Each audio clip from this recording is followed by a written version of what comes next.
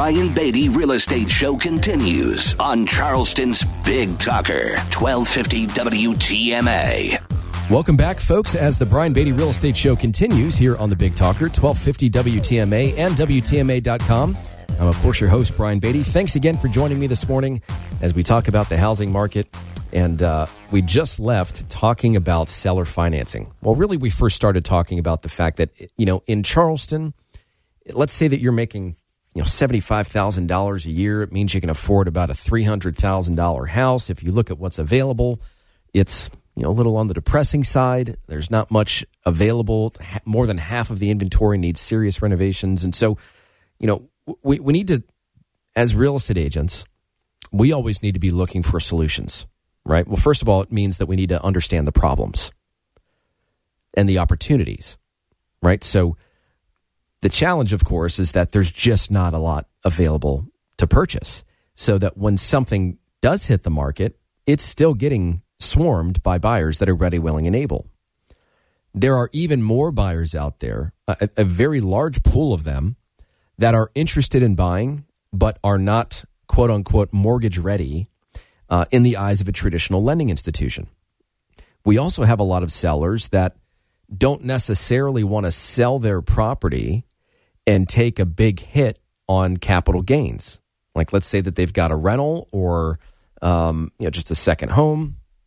Maybe it's a piece of land, and they just don't want to, take on the tax consequence. Maybe it's your primary residence and you just haven't lived there for 2 years.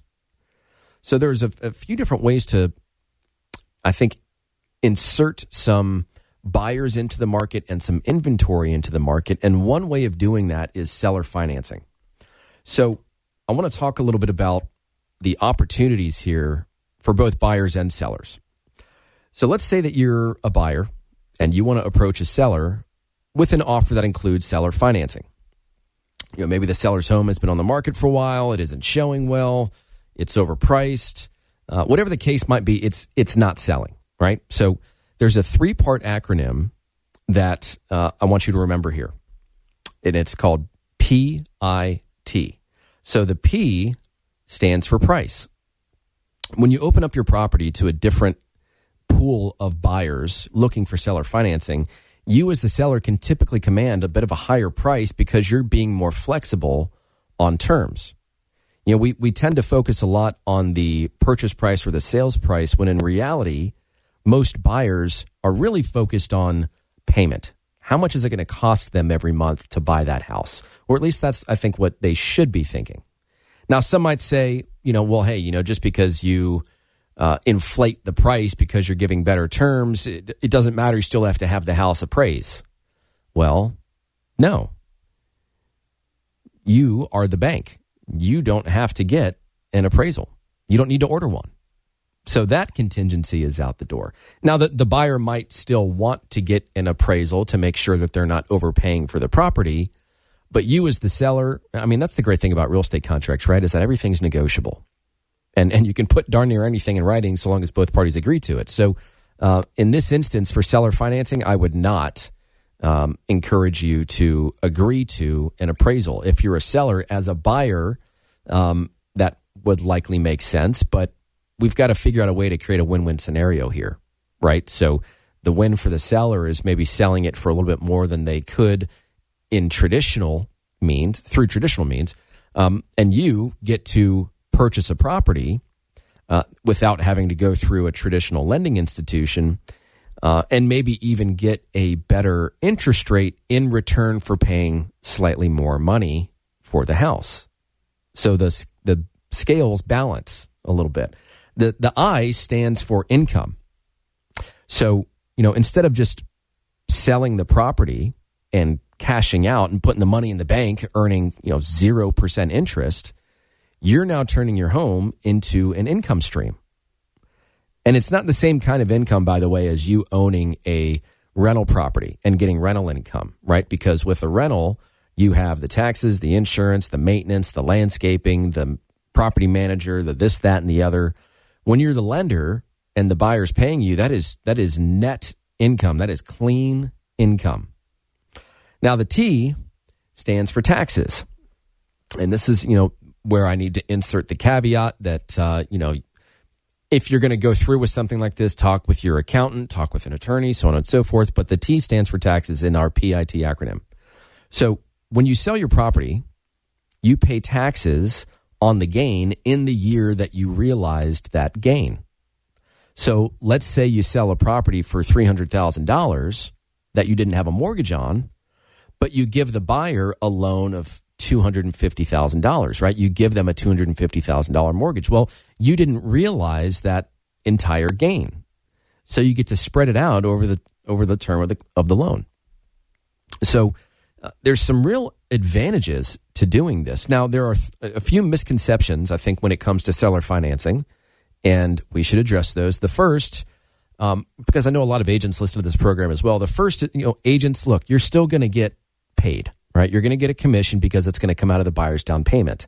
When you're structuring a seller financing deal, regardless of whether an agent is included or not, by the way, you as the seller need enough of a down payment to protect yourself in the event that buyer decides to not pay you anymore. Because hiring a foreclosure attorney is not cheap. I've had to do it before. I mean, I think I've mentioned multiple times on this program that I'm a private money lender. So I have investors really from all over the East Coast that come to me and they just seek cash for an investment property purchase or a renovation. Well, they've got to put up collateral in order for me to give them the cash to do those renovations or to make those acquisitions. And so I need enough collateral so that in the event they don't pay me and I have to foreclose on a property, that I've had enough of that risk covered through something like points, which in term, it's like a down payment. And then enough coverage to make sure that if I have to go and I have to sell that property at auction, I'm going to go and get my money back, right? So agents, don't worry, you'll get your commission so long as the down payment is enough to pay commissions, closing costs, and put enough money in the seller's pocket to cover for a rainy day, right? The second is that your home has to be paid off, which is not necessarily true. You can still do a seller financing deal subject to the existing mortgage. What they do is they simply record the mortgage as a junior lien in second position, and then they wrap it around the existing mortgage. And we'll get to a little bit more on that in just a minute. But the third misconception is that you as a seller you're going to be stuck with this house and this mortgage for another 30 years, which is not the case at all. You can amortize the payments over 30 years, just like a buyer would if they were getting a traditional mortgage. But you can set that balloon to, a year, 2 years, 3 years, 5 years, whatever the case is, whatever you guys agree upon, which just says like, hey, you'll pay me monthly payments as if you just got a 30-year mortgage. But in 2 years' time, you have to refinance and I have to get all my money back, right? You have to pay off my loan. Go get another loan, pay me cash, whatever you need to do. It doesn't matter. In 2 years, I want to be out from holding this mortgage for you. Now, sometimes the buyers can't do that, right? Well, then you can restructure that mortgage with maybe some more favorable terms for you as the seller who's now the lender. So, I mean, I think the bottom line here is that there are a lot of folks that are sitting on cash in the form of a down payment, and they're just not necessarily qualified for a traditional mortgage. Or maybe they can get a mortgage, but the interest rate and the overall payment it's not attractive enough for them to buy something right now. Maybe they are living with some friends. Maybe they're house hacking. Who knows? But what I do know is that there are a significant amount of buyers out there that want to buy but have credit-related issues. We have conversations with folks on a daily basis. And remember, I've got a pretty large real estate team, and so we call about 1,500 people a day, believe it or not. And so naturally, we're going to come across folks that would like to be homeowners, but the bank has said that they cannot get a mortgage right now. Well, maybe that's something that you as a seller might be willing to look past, a lower credit score if they provide you with more of a down payment. Or maybe you can make that up in the form of a slightly better interest rate than what they might get if they had traditional financing. So there are some risks to this, mostly stemming from the risk that the buyer won't pay the mortgage, right? Make payments to you. Since you as the seller are still responsible for the first mortgage in the event that you do this while still having a mortgage, you need to be prepared to step up and make those original loan payments. Now, if that buyer decides to default, you would be in the junior position from a recording perspective, which means that if there's still a first mortgage on the property, that first mortgage is going to get paid off first before you have a chance to get proceeds, in the event of a sale at auction. And so I think the other risk, of course, is potentially triggering the due on sale clause or the acceleration clause of your current mortgage. Nearly all mortgages have a due on sale clause, which states that if the property changes hands, the loan is called due in full.